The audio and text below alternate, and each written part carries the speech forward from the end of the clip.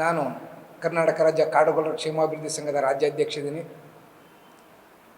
ಶಿವಣ್ಣ ಅಂತ ಹೇಳ್ಬಿಟ್ಟು ಇವರು 2014ರಿಂದ 2024 ಬಂದ್ರು register general of India RGI ಆ ಕಚೇರಿನ ಬಿಟ್ಟು ಪಕ್ಕದ ಕಚೇರಿ ಚಲಿಸಿಲ್ಲ ಅಂದ್ರೆ ನಾವು ಸ್ವಾತಂತ್ರ್ಯ ಪೂರ್ವದಿಂದಲೂ ಸ್ವಾತಂತ್ರ್ಯದ ನಂತರ ಕಾಡುಗೊಲ್ಲರನ್ನು ಸಮಾಜದ ಮುಖ್ಯವಾಹಿನಿಗೆ ತಗೊಂಡ್ಬರ್ರಿ. ನಾವು ಬುಡಕಟ್ಟುಗಳು, ನಾವು ಅವಿದ್ಯಾವಂತರು, ನಾವು ಕುರಿದನ ಕಾತ್ಕೊಂಡು ಜೀವನ ಮಾಡ್ತಾ ಇದೀವಿ, ಕಳ್ಳೆ ಬೇಲೆ ಹಾಕೊಂಡು ಜೀವನ ಮಾಡ್ತಿದ್ದೀವಿ.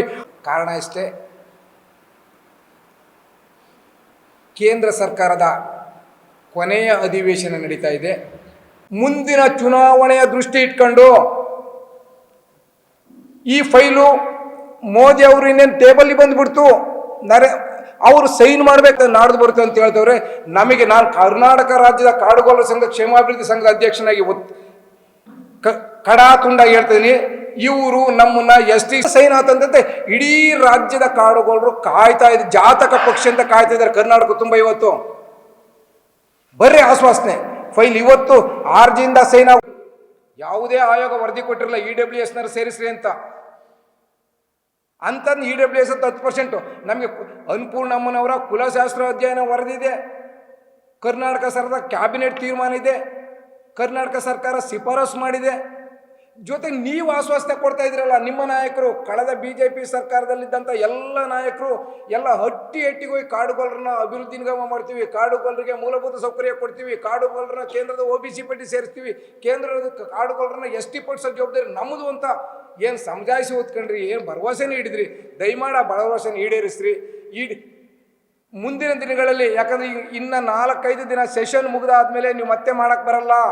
ಮತ್ತೆ ಕಾಡುಗೊಲ್ಲರ ತುಟಿಗಳಿಗೆ ತುಪ್ಪ ಸೌರ ಅಂತ ಕೆಲಸ ಮಾಡೋಂಥ ಪ್ರಯತ್ನಗಳು ಆಗಲ್ಲ. ನಾವು ನಂಬಲ್ಲ ನಿಮ್ಮನ್ನ. ಕಾಡುಗೊಲ್ಲರು ನಿಮ್ಮನ್ನು ನಂಬಬೇಕು, ನಾವು ನಿಮ್ಮ ಒಟ್ಟಿಗೆ ಇರಬೇಕು ಅಂದರೆ ದಯಮಾಡಿ ನಮ್ಮನ್ನು ST ಸೇರಿಸ್ರಿ. ಇಲ್ಲ ಅಂದರೆ ನೀವು ST ಸೇರಿಸಿಲ್ಲ ಅಂದರೆ ದಯಮಾಡಿ ನಮ್ಮ ಮಟ್ಟಕ್ಕೆ ಬರಬೇಡ್ರಿ. ನಾರಾಯಣ ಸ್ವಾಮಿ ಅವರು